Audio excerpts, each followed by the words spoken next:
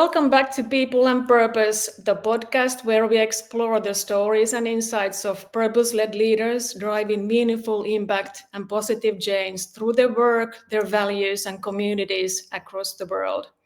I'm your host, Tarja Takko from Takko Advisory, and today's guest brings a very unique blend of vision, empathy, and a lot of action to everything she does. Zeycan Yildirim is a champion for youth development, gender equality, and women's rights, both in Turkey and globally. Through her leadership roles, community partnerships, and creative advocacy campaigns, she's helping shape a world where more women and young people can thrive. From tech empowerment projects and free therapy services for women to global campaigns like the Purple Jersey, Zeycan brings to life what it means for business to be a true ally to purpose. In today's conversation, we talk about her journey, the impactful initiatives and partnerships, and what companies can really do to support equity and social transformation. Let's dive in. Warm welcome, Zeycan. Thank you for having me, Tarja. Great to have you here. Can we start by you sharing a bit about your personal journey and what has shaped your commitment to youth development and women's rights? I have always been a person that has been extremely keen on helping others and being a voice for the voiceless. So I think a turning point was when I was about 7 years old, being in Istanbul traffic and seeing a kid my age who was homeless and who was begging for money. And I think that's when I realized that I had privilege. And I think later on in life, I realized that I wanted to build a platform where I could represent the underrepresented. And I started as an intern in our family's corporate foundation. I worked my way up. I became a director, and I always put women and children first. And I think because of the success of the foundation and the visibility that came with the projects, I was then promoted to be CMO of our family's industrial conglomerate. And again, I made sure to keep women first. Then we bought a football team, and I made sure to keep women first there too. So I think what has really centered my leadership was understanding that I had privilege and I had a platform, and I wanted to use that platform to help other people. Was that, and what you already shared, was that the defining moment that happened that moved you really from being aware to also start doing quite a lot of action? I think on the awareness side, definitely it was the turning point for me, understanding that not everybody is as fortunate as I was living. But I think the turning point in my activism was with the Challenge Accepted Instagram challenge that happened in 2020 in the middle of the pandemic. A lot of women were being highlighted for femicide, and a lot of women were also joining in on this Instagram challenge, sharing a black and white photo of themselves. But from my knowledge, this was going viral in Turkey, and I started nominating friends of mine in the US. And what I noticed was that within 2 days, it just blew up globally. And I realized that people were putting the hashtag women empowering women, but it was actually specifically talking about the Istanbul Convention Saving Lives, which is a human rights treaty that is bringing governance into countries, particularly European countries, to be able to save women from domestic violence. And after making a caption about this, things started to explode more. Women globally started to understand what femicide meant and understand the dangers that come with it, which was unfortunately exploding during the pandemic. So I think that being a voice that had millions and millions of people be a part of a challenge really escalated me into pushing my activism from being a voice online to doing something more in person. Yeah, and you have really done something more in so many different fronts, and I think you've been really involved in some powerful work in Turkey, and indeed impressive record of initiatives and partnerships, and also starting up a movement all to support this children and youth, and as you said, the women empowerment, gender equality, and really having a ground level impact. Could you share a bit about this Purple Jersey campaign that I think is an excellent and impactful, excellent example of creative activism?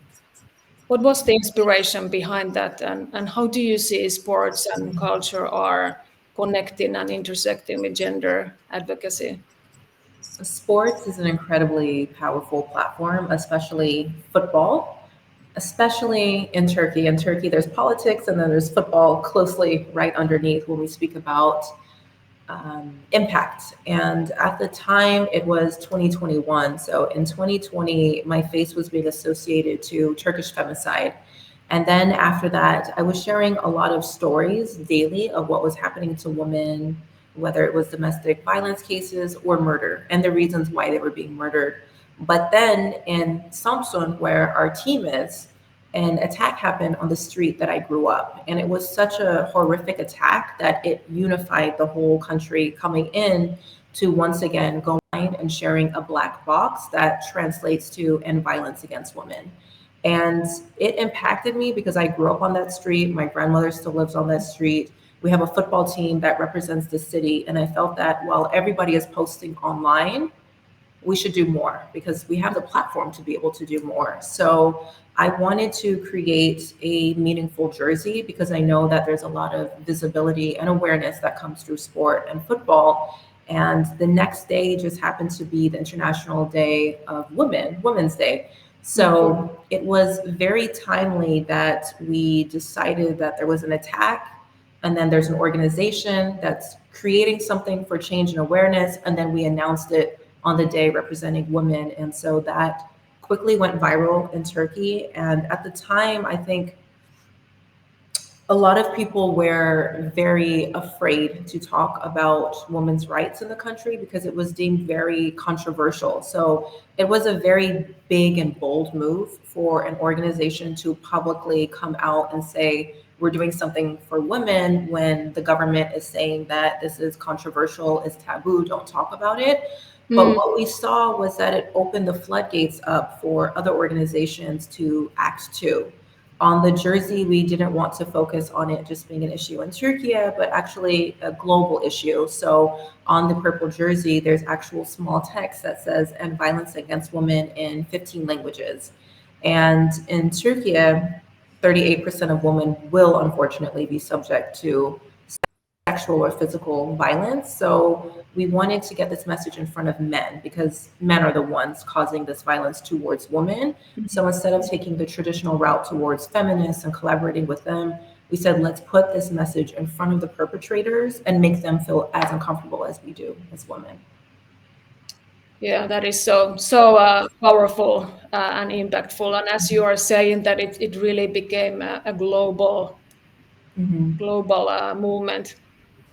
You have also done work with children, for example, Children's Day Festival. Can you share more about that? Our foundation, the Zeycan Yildirim Foundation, focuses on youth development as a whole. It's not enough just to focus on education because in Turkey, especially depending on what parts of the country you're in, some children just don't have as many opportunities. And when the earthquakes happened in Turkey, there was 2 earthquakes that struck in February of 2023, and a lot of people died. A lot of people went missing, anywhere from 50,000 officially reported to 500,000 people being missing from records. So at that time, we felt that children, especially then, needed joy. And this was something that we were doing every year annually as a Children's Day Festival. But that year, 2 months after the devastating earthquakes, we actually took it to a city in the earthquake zone, a city that was underrepresented because 11 cities were actually impacted, but this was the one that was receiving the less aid. And we had partnered with an organization called Kamer that works with UNFPA, and we created this festival for children just to bring them a little bit of joy in the midst of their trauma. Again, really, really impactful, really important initiative, and focusing on children, what could be more important? You have also, I think, well, mental health is also something that I think is a topic in many countries, and it's partly, I think, because of the impact of COVID and people being so long in isolation. But you have also done an initiative in partnership with more Salking Women's Solidarity Association. Mhm. What led you to focus on therapy and support services for women? When we started with the purple jersey, we didn't want it just to be a campaign of awareness. So when the football team started to focus on that, the foundation built supporting initiatives. And one of the supporting initiatives was psychological empowerment because there's so many different forms of abuse. There's financial, there's physical, emotional, psychological. And so we try to tackle all these different forms of abuse and rechange the mind. So what we did was we sponsored a psychologist for the full year, and she was reaching out to domestic violence victims, so women and children in shelters. And when the earthquake hit, then she went particularly to those zones because then they had this another layer of trauma that they were dealing with, and we were able to reach a lot of women. Mental health is something that a lot of people either have taboos about, or they feel embarrassed to receive, or they don't have the financial means. So we just wanted to be able to break that stigma with our foundation and offer the support to people who have endured abuse, because a big part of restarting your life over is to be able to recode your mind. Mm, mm. Can you share a bit how many women were actually joining and gaining from this initiative? In the first year, we had over 400 women and close to Mm, 100 children. And now we've reached over 1,300 women and children with our services. wow. Yeah. Mm. Hey, if we then talk about the gender equality and in terms of what do young people, especially now girls, need most right now to really be able to thrive in today's world, what would you say is the priority? I think the issue to just be. A lot of times we look at gender equality as different layers of they need job opportunities or they need better education or access to leadership, which are all true. But for me, feminism is just about equality. So we Mm, never ask a man what are the barriers that are stopping him. We just allow him to live his life on his terms. And I think young women just want all the labels off of them and to be able to decide what does womanhood mean for themselves, and just being able to give that freedom to them so they don't have to worry about the clothes that they're wearing, or mm, if they're attracting a certain type of person when they're going out in public, or if they should be studying this or doing this or dressing like this. There's a lot of slurs that young women are unfortunately attuned to depending on which countries you're from.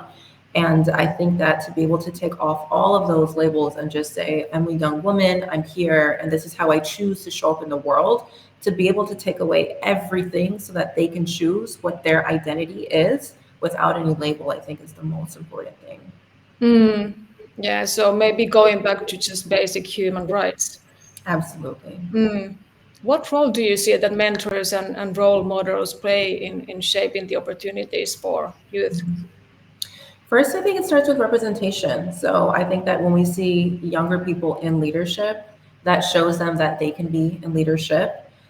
So I think that having access to that, I think me being younger and in leadership, I'm able to think from people who are close to my age or a little bit younger, whereas there's some generation gaps with older people. But in addition to representation, it's really just about including their voice in. There are so many different age groups represented in any type of organization. And then when you think about politics in a country, and if you only have one voice that's representing all, you're not truly inclusive. So I think it's really just about listening to the youth, what they want to do, how they can contribute. And we know that there's success proven that when you include people in and you hear their ideas and invite them in to be a part of the change, that the results are actually much better. Mm. Yeah, and that's really about also within the organization and businesses, the inclusive culture that I think is really beneficial for any organization. Yes. And maybe the next question is what's still holding us back when it comes to achieving this gender equality, especially in business? Is it about this inclusiveness, or what else can the businesses do more? I think it's about opportunity. I think that you have to be able to put standards. If you want to be a representative organization where that you are diverse and you're inclusive, then you have to actually set targets for this. And I think this is what companies don't do. A lot of HR are trained just to hire on what they think is the strongest CV. But if they actually set targets for them to say that you need to have 30% women leaders, they might start to just eliminate the men's CVs and then pick the best qualified women. I think that there's a lot of stigma when we think about DE and I. We think that we're hiring unqualified people, but we're not. We're just making it more representative of the culture and the organization. But it actually does start from the top. When you have your leaders who are traditionally older and white and men, they're not thinking about this. They're hiring people that look like them, and they don't understand unconscious biases around them. But I think that HR has to be trained much, much, much better and start to set targets, because when you set targets, then you're intentional about the result that you're seeking. And I couldn't agree more.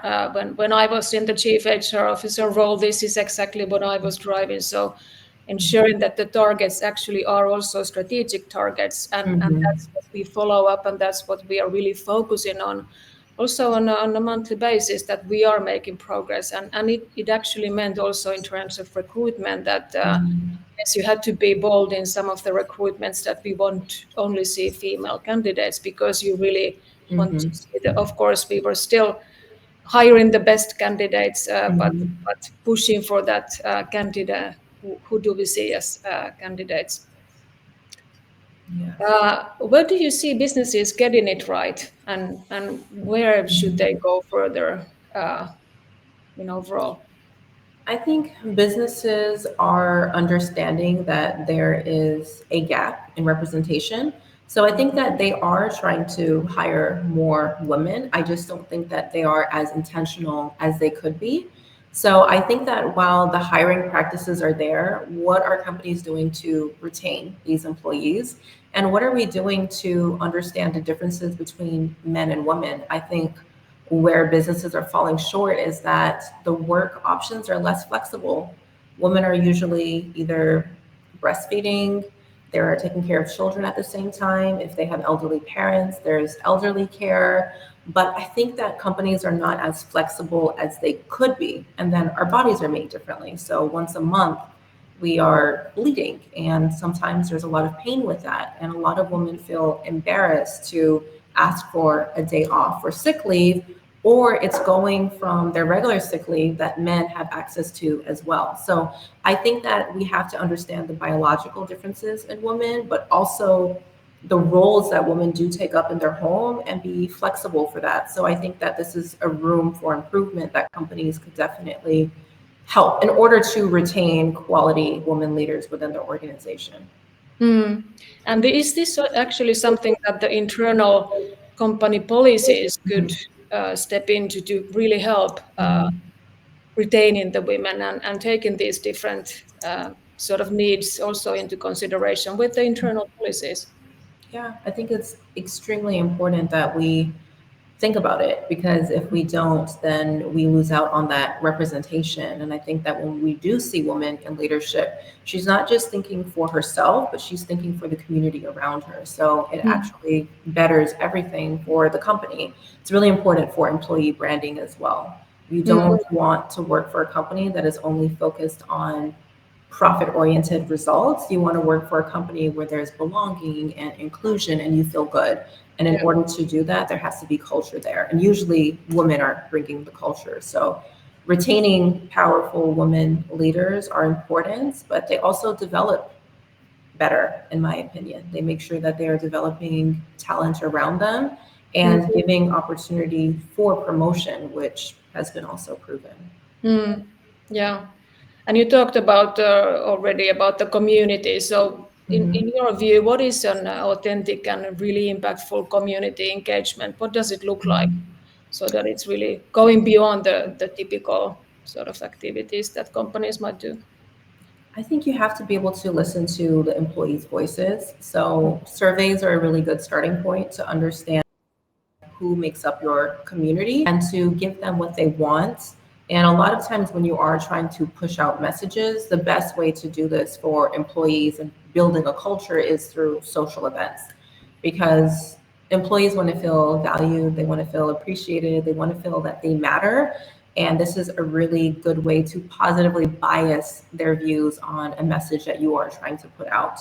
We had done something like this for gender equality. So when I was the CMO of Yildirim Group, I wanted to show employees that we are actually doing a lot for women, because when you share internal emails, people may not be reading. When you're sharing LinkedIn posts, they may not be reading. But when you do a really nice event for gender equality, everything is purple, you have speeches, you have brochures, people are engaged, people are having fun, they're eating and they're drinking and they're socializing with their peers and they're listening.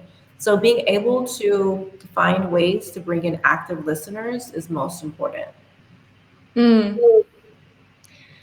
Hey, we've also talked about this very interesting circle of impact. So when you think about the businesses, how they impact the communities where they are operating, and how then the communities, of course, impact the larger society, and how then back the society impacts the community, and community the businesses. So really the circle, what impacts what. So can you expand on what this means to you?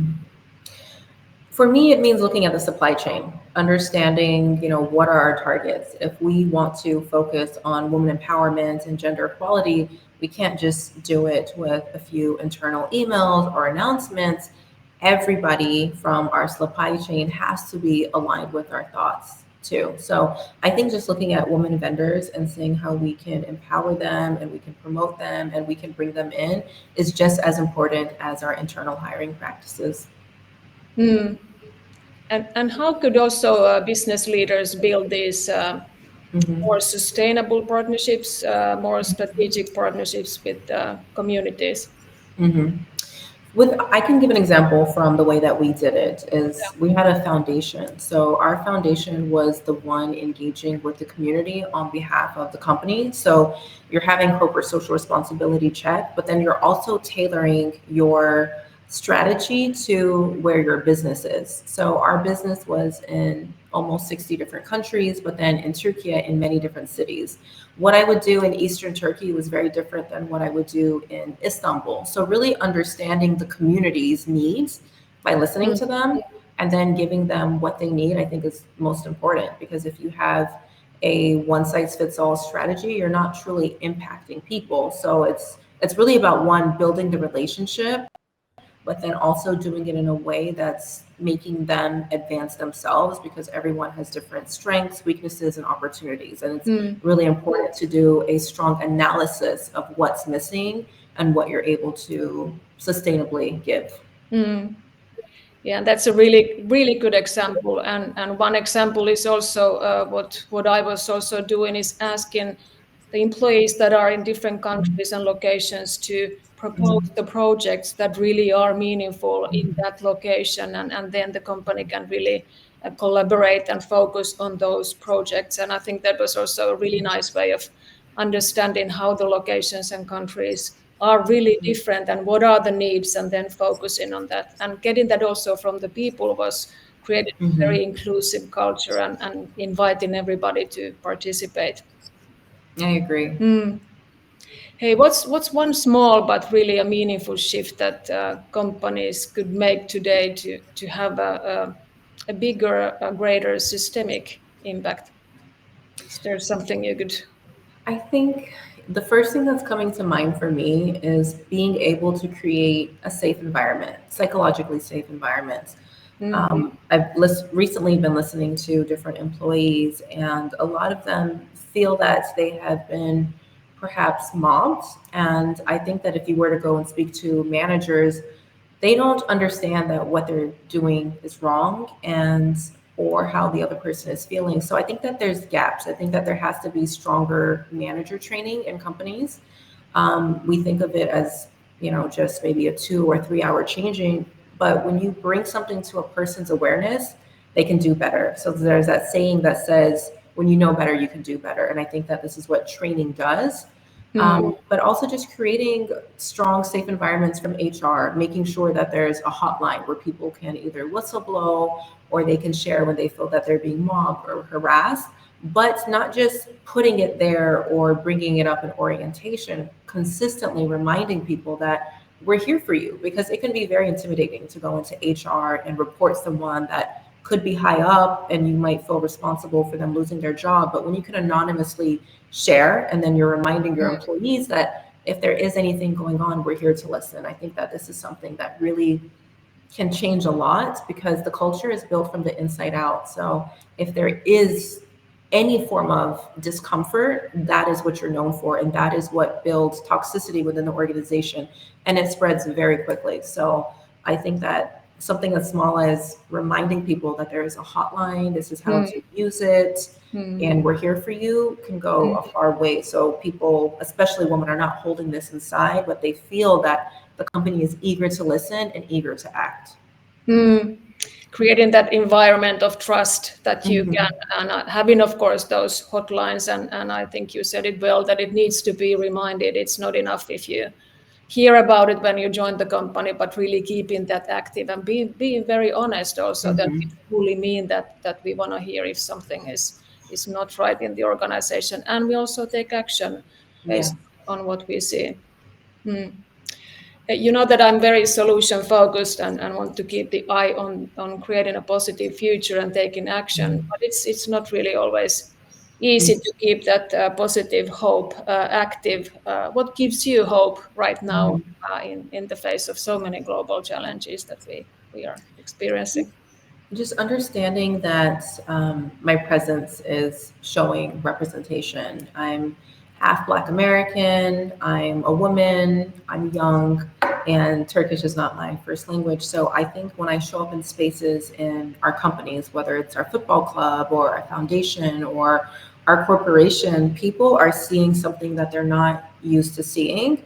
But what it does for others, it shows them that there's strength in their differences, but also it becomes a lot less intimidating. So I think just knowing that people feel more comfortable talking to me because I'm very approachable gives me that hope that, okay, there's a lot of bad going on, but there's a lot of people like me that are standing in the gap, that are trying to make a difference, and you're doing it person by person by person. So I think that every time I meet someone new or I show up in spaces, I just want to be as good as listening as I can, but also to just show up as myself, because it's so easy to go into spaces thinking that we have to fit in a box to be respected. But when we push this narrative, what you're doing is you're not giving others permission to be themselves too. So I think just understanding that I'm a bridge between East and West, and I'm representing a lot of differences. It's showing others that they don't have to fit in a box to be able to chase their dream, but they can show up as themselves and be who they want to be as well. And maybe you already answered the next question, which is I would like to ask you one piece of advice you would give to a young woman just starting her journey of purpose and leadership.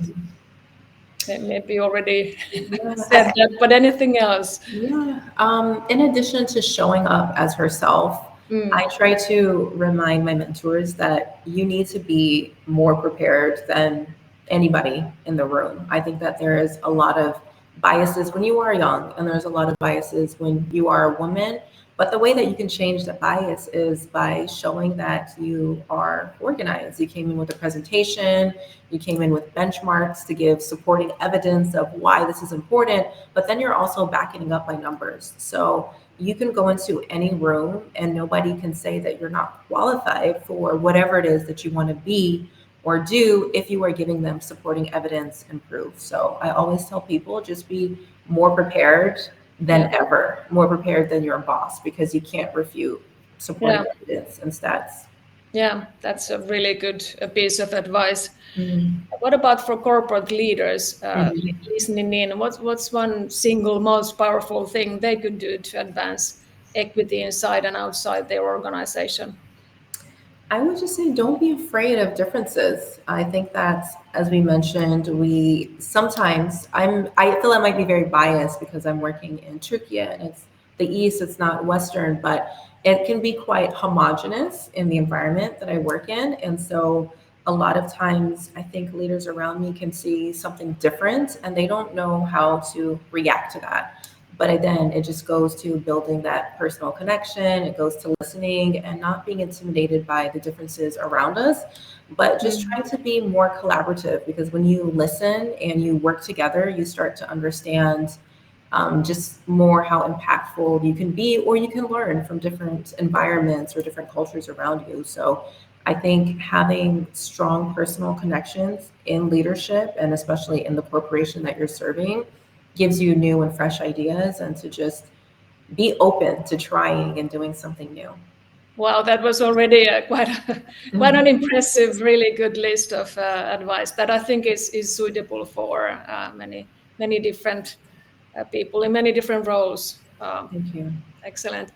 Hey, let's close with a quick fire round. So I'll ask you briefly a couple of things. So first of all, what is one book or resource that has deeply influenced your thinking? I had to think long and hard about different books that I've read, but I think that the book that personally touched me the most was a book called A Return to Love by Marianne Williamson. And essentially, it says that everything is either an act of love or for love. And that sentence alone completely changed my level of empathy towards the world, because it's saying that people are either loving or they're searching for love. So you're either giving love or you're doing something to want to receive love. So it really changed my interactions with people, and also just how I show up to help. What is the most inspiring young person or activist you have worked with? There was a woman that came into, or young woman, she was 19 years old, but she came into our office unannounced when she was 19 years old. And her name is Yıldız Yılmaz, and she had dwarfism. And she came from a small little village in Turkey, took the bus to Istanbul, multiple buses, and showed up to our office looking for a scholarship to study music in Boston, in the US. And she went through surgery to expand her knees and her legs so that she's no longer a dwarf. But she recently graduated and we gave her a scholarship. But I think I was just inspired by her tenacity, like her willingness to chase a dream by all means, to not know English, but to learn it. And now she's going to be a film composer. And there was only 2 people at the Berklee College of Music in the US that is going to be a film composer from her graduating class. So that really touched me. Yeah. Yeah. Very, very nice. Hey, what is one thing companies should stop doing immediately?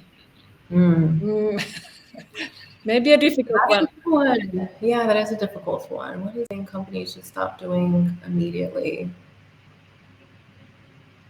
I don't know. I feel like I may have answered it earlier in our interview, but nothing's coming to mind at the moment. Sorry. Yeah, and I think you were listing already quite a lot of very powerful things that companies should start doing. So being innovate. Yeah, you already answered. Creating that inclusive environment, being open, creating collaboration. I think something came to mind now. I think something that companies can start doing is to focus on true impact. A lot of companies do things for PR. So everything is a beautiful PR headline in the news. But once you follow their initiatives or culture or thinking, there's not a lot of supporting evidence for that. So I think companies should focus less on PR and more on impact. So stop focusing on PR. Focus on impact. I mean, once you focus on impact, you can turn it into good PR. But a lot of times companies chase good headlines. They try to do something that's going to grab attention from the outside, but that's not actually creating sustainable change. Yeah. So it's actually leading through purpose. Yeah. And last thing, what is one habit or practice that keeps you grounded in your purpose? I'm a woman of faith. So I believe that my faith is reminding me here that I'm doing something bigger than myself. And I try to take myself out of the equation, and understanding that all of the hardships that I'm going through is making it easier for someone else. And I think that there's that saying that people walk so others can run. And I feel that I've taken a lot of adversity, and what's keeping me grounded is that there will be people inevitably after me that will have it so much easier and that will do so much more. So that excites me. Mm. Well, that was so inspirational. Thank you so much, Zey. I Thank think you. you're such a powerful voice for purpose, positive impact, and also partnership. And I love the reflections on how businesses can also move beyond surface level CSR and move into real community rooted impact. Thank Thank you you. so much, Zey, for joining. Thank you. Thank you for highlighting this type of work. I think a lot of time people focus on leadership, but they take out purpose. So this was a very meaningful interview for me. Yeah, I think it's really the starting point, and as you have also explained throughout this episode and this discussion, everything starts with purpose, and when you put that into action, wow, the Yeah. impact that you have made to so many people, I think it's very, very powerful. Thank you. I So appreciate thank you again for joining, and thank you everybody for listening in. Until next time, stay rooted in purpose and keep creating the change you want to see in the world. it. Thank you.